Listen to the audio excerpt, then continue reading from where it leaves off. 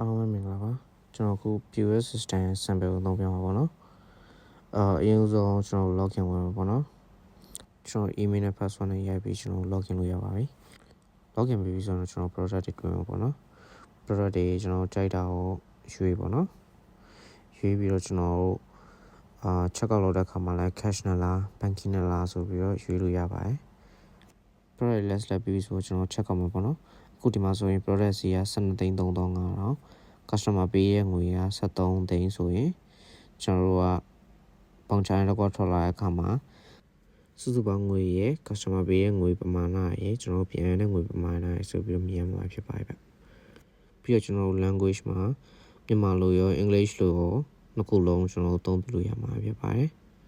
ပြီးတော့ကျွန်တော်တို့ product အသစ်တွေကိုထည့်ဖို့အတွက် manager login ဆိုတဲ့ထဲမှာ password လေးနဲ့ကျွန်တော် login ဝင်ရမယ်ပေါ့နော်နောက်ဆုံးတစ်ခုအနေနဲ့ကျွန်တော် product details တွေကိုကျွန်တော်တို့ပြင်လို့ရမယ်ပြင် product တွေကိုဖြတ်လို့ရမယ်နောက်ထပ် product အသစ်တွေကိုလည်းကျွန်တော်ထပ်ထည့်လို့ရမယ်တစ်ခုရှိတာကျွန်တော်တို့ဒီမှာကပစ္စည်းတွေကို iPhone ဆို iPhone Samsung ဆို Samsung ခုစီကျွန်တော်တို့တက်ခွဲထားရပါတော့အဲ့တော့ကျွန်တော်နောက်ထပ်တစ်ခုထပ်ထည့်ပြပါမယ်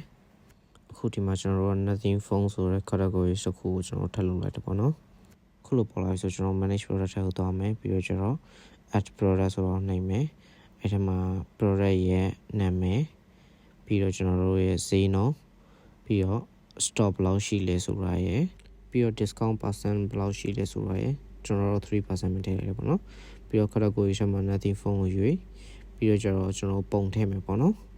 ပုံထဲမှာကျွန်တော်တို့ထည့်ခြင်းတဲ့ပုံကိုရွေးပြီးတော့ add product ဆိုတော့နိုင်တယ်ကျွန်တော်တို့အခုဆိုရင် nothing phone 3ဆိုပြီးကျွန်တော်ပေါ်လာပြီပေါ့နော်နောက်တစ်ခုအနေနဲ့ကျွန်တော်တို့ report ရတော့လိုက်မယ်ဆိုရင်ကျွန်တော်တို့ဒီနေ့အတွင်းမှာဘယ်လောက်ရောင်းရလဲဆိုတာတွေကျွန်တော်တို့တစ်ပတ်အတွင်းတစ်လအတွင်းဘယ်လောက်ရောင်းရလဲပစ္စည်းဘယ်နှခုရောင်းရလဲကျွန်တော်တို့ရဲ့ဝင်ငွေဘယ်လောက်ရှိလဲဆိုတာတွေကိုကျွန်တော်တို့ပြန်ကြည့်လို့ရပါတော့ပြီးတော့ကျွန်တော်တို့ banking နဲ့လား cash နဲ့လားဘယ်လိုပေးခဲ့လဲဆိုတာတွေကိုကျွန်တော်တို့ကပြန်ကြည့်လို့ရပါတယ်ပြီးတော့ကျွန်တော်တို့ analyze ထားမှာပစ္စည်းဘယ်နှခုရှိလဲဆိုတာတွေပစ္စည်းဘယ်နှခုရောင်းခဲ့ရလဲဆိုတာတွေအသေးစိတ်ကြည့်လို့ရပါတော့နောက်ပြီးတော့ကျွန်တော်တို့တစ်ပတ်အတွင်းဘယ်လောက်ရောင်းခဲ့ရလဲတစ်လအတွင်းဘယ်လောက်ရောင်းခဲ့ရလဲဆိုတာတွေလည်းကျွန်တော်တို့ပြန်ကြည့်လို့ရပါတယ်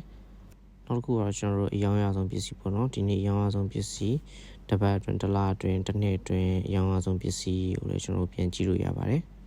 နောက်ခု setting ထဲမှာဆိုရင်ကျွန်တော်တို့ password တွေကိုချိန်လို့ရမယ်ပြီးတော့ manager pin number တွေကိုကျွန်တော်တို့ချိန်လို့ရရပေါ့နော်ဒီထဲမှာလည်းကျွန်တော်တို့က English နဲ့မြန်မာနဲ့ကိုကျွန်တော်တို့ language နှစ်မျိုးသုံးလို့ရရပေါ့နော်ကျွန်တော်အခု feature တွေအကုန်လည်းရှင်းပြပြီးဆိုတော့ဘယ်လိုသုံးရမလဲဆိုတော့အနေကျွန်တော်နားရလောက်ဘယ်လိုကျွန်တော်ထင်ပါတယ်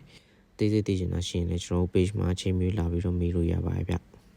ကျွန်တော်အခုဒီ POS system ကိုစိတ်ဝင်စားလို့စမ်းသုံးကြည့်နေဆိုရင်ကျွန်တော်14 free trial အနေနဲ့စမ်းသုံးကြည့်လို့ရပါတယ်